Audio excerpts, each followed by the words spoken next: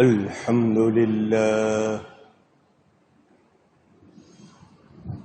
الحمد لله رب العالمين والعاقبة للمتقين والصلاة والسلام على رسوله سيد المرسلين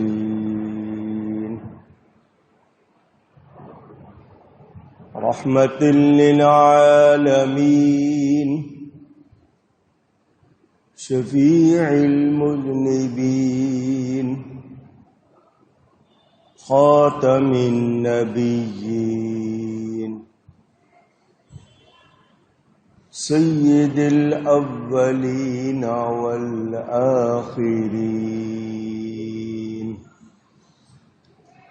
سيدنا ومولانا محمد رسول رب العالمين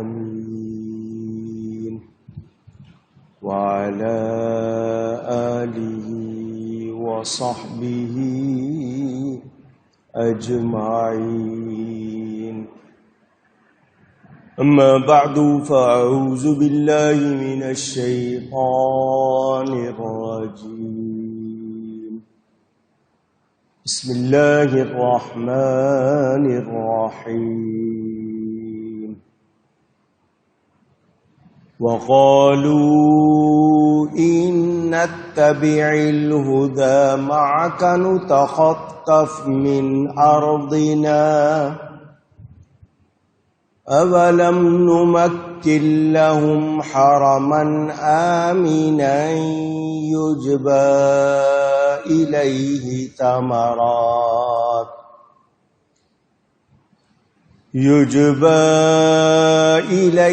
ثمرات كل شيء رزقا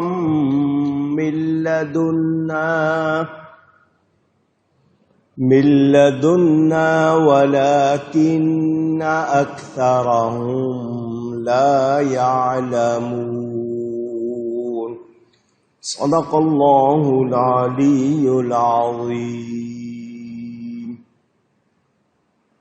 محبت کے ساتھ ایک مرتبہ درود شریف پڑھ لیجئے. اللهم صل على سيدنا ومولانا محمد معدن الجود والكرم وآله وصحبه وبارك وسلم. الصلاة والسلام عليك يا رسول الله. الصلاة والسلام عليك يا حبيب الله. الصلاة والسلام عليك يا رحمة للعالمين وعلى آلك وأصحابك يا شفيع المذنبين.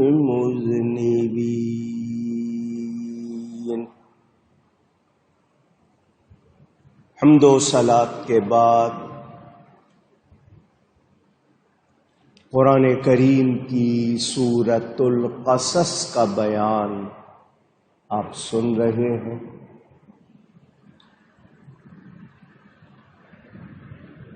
آیت نمبر 56 پر کچھ زیادہ گفتگو کی. اب اس سے اگلا بیان آپ کے سامنے کر رہا ہوں.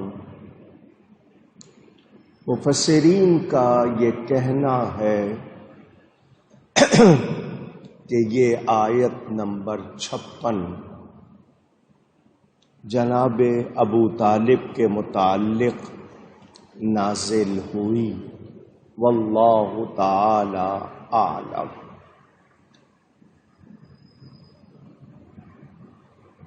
میں نے خلاصے کے طور پر آپ کو یہ بات بتائی تھی جو لوگ نبی کریم صلی اللہ علیہ وسلم کے چچا ابو طالب کو مسلمان مانتے ہیں، ہم ان پر اعتراض نہیں کرتے۔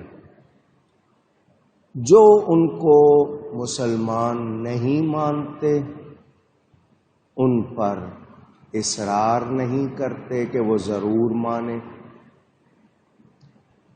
جو خاموش ہیں وہ عافیت میں ہیں۔ یہ خاموشی، یہ سکوت عافیت والا ہے، کیونکہ ہم سے ان کے بارے میں پوچھا نہیں جائے گا۔ جو لوگ شدت کرتے ہیں، نہیں جی مانو، نہیں مانو گے تو تم مسلمان نہیں رہو گے، تو ایسا کرنا درست نہیں۔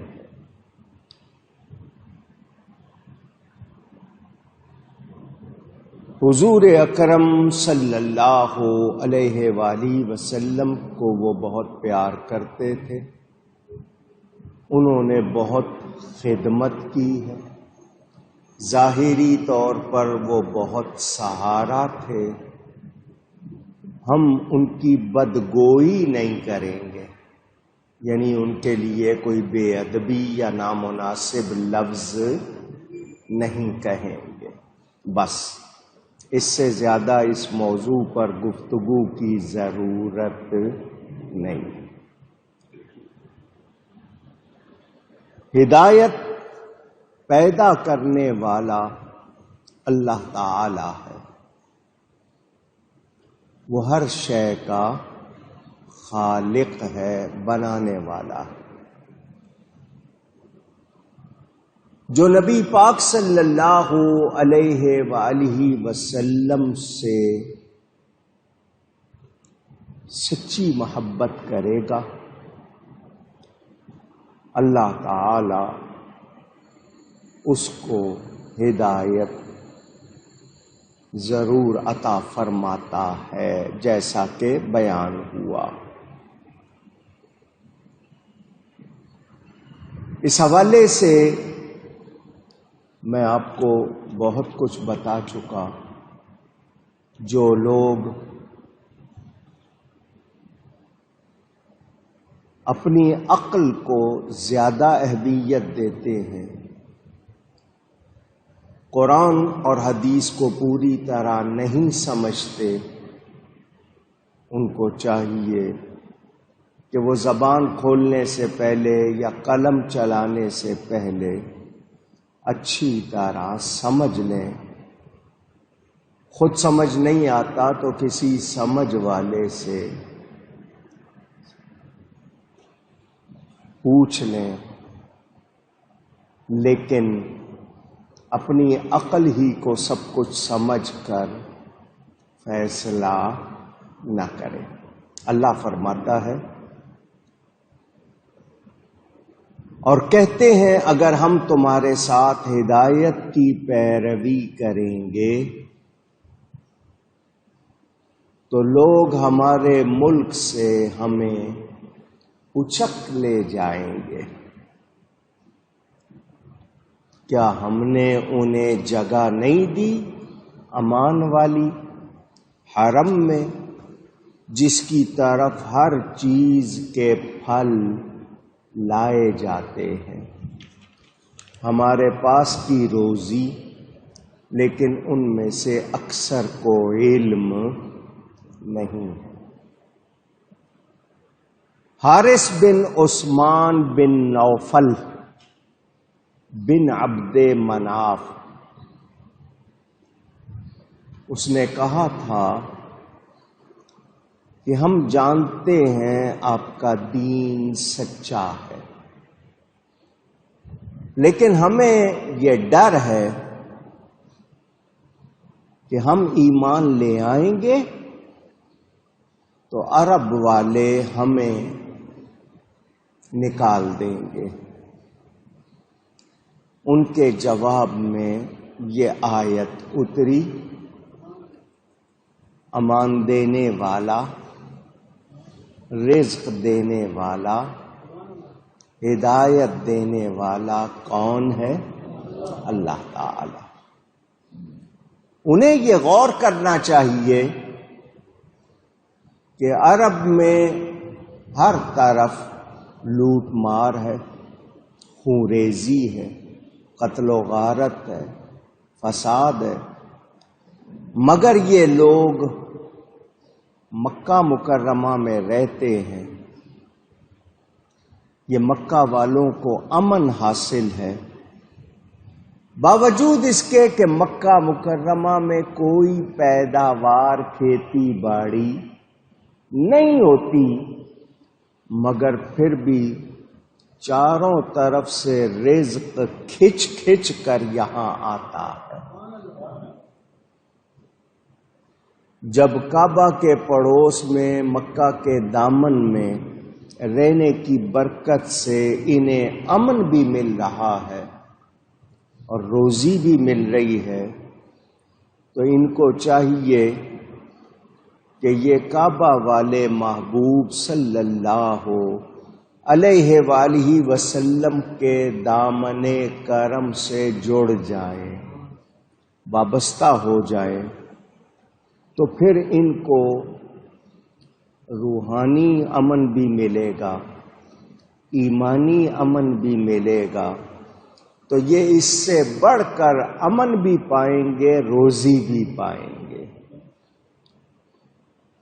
کعبہ جسموں کا حرم ہے، جسموں کا قبلہ ہے، میرے نبی پاک صلی اللہ علیہ وآلہ وسلم ایمان کا قبلہ ہے، ایمان کا حرم ہے، جہاں ذات و صفات کی وہ برکتیں آتی ہیں جو کہیں اور نہیں۔ نبی کریم صلی اللہ علیہ وآلہ وسلم کے دامن سے جو لوگ وابستہ ہوئے انہیں بھلائی ملی یا نہیں ملی؟ وہ لوگ کامیاب ہوئے یا نہیں ہوئے؟ اگر میں اور آپ غور کریں، توجہ دیں، تو اس وقت کے حالات جتنے بتائے جاتے ہیں، نبی کریم صلی اللہ علیہ وآلہ وسلم کی بعثت اعلان نبوت سے پہلے بھائی بھائی کا دشمن، خاندان کی خاندان سے لڑائی، لوگ نسلوں تک ایک دوسرے سے بدلہ لیتے رہتے تھے، انسانی لباس میں درندے بنے ہوئے تھے۔ نبی پاک سے وابستہ ہو کے ان کی زندگی بہتر ہوئی یا نہیں ہوئی؟ ان لوگوں کو امن بھی ملا، انسانیت جسے کہتے ہیں وہ نصیب ہوئی، اخلاقیات کا اعلیٰ معیار ان کو سیکھنے کو ملا۔ یہ سوچیں، غور کریں، آج والے بھی دنیا کے سامنے انسانوں کی تاریخ ہے، انسانوں کی کیا حالت تھی، کیا سلسلہ تھا۔ نبی پاک صلی اللہ علیہ وسلم کی آمد سے کیا تبدیلیاں آئیں، کیا رونقیں آئیں، کیا برکتیں آئیں، اس کو دیکھیں، سوچیں۔ حضور صلی اللہ علیہ وآلہ وسلم نے جب حجۃ الوداع آخری حج کیا، اس وقت 1.25 لاکھ سے زیادہ صحابہ آپ کے ساتھ تھے۔ آج دنیا میں 1.5 ارب سے زیادہ مسلمان ہیں۔ اس 1400 سال کی تاریخ کو پڑھیں تو مسلمانوں میں کون کون، کتنے قابل، کتنے اچھے ہوئے، یہ سب کس کی برکت ہے؟ نبی کریم صلی اللہ علیہ وسلم کا فیضان۔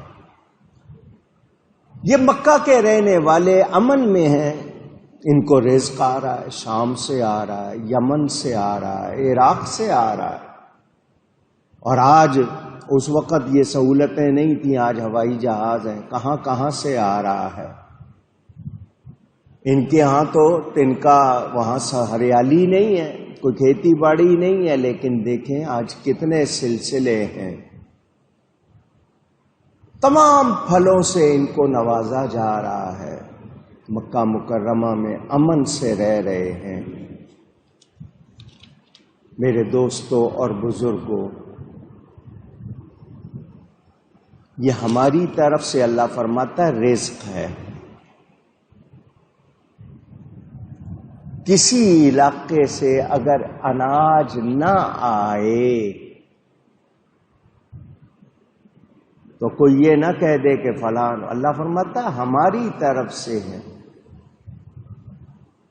یہ ہماری مہربانی ہے کہ ہم اس دنیا کو مرکز بنا دیا، مکہ کو سینٹر بنا دیا، ہر طرف سے یہاں پر میوے آ رہے ہیں، پھل آ رہے ہیں، لوگ آ رہے ہیں، چیزیں آ رہے ہیں۔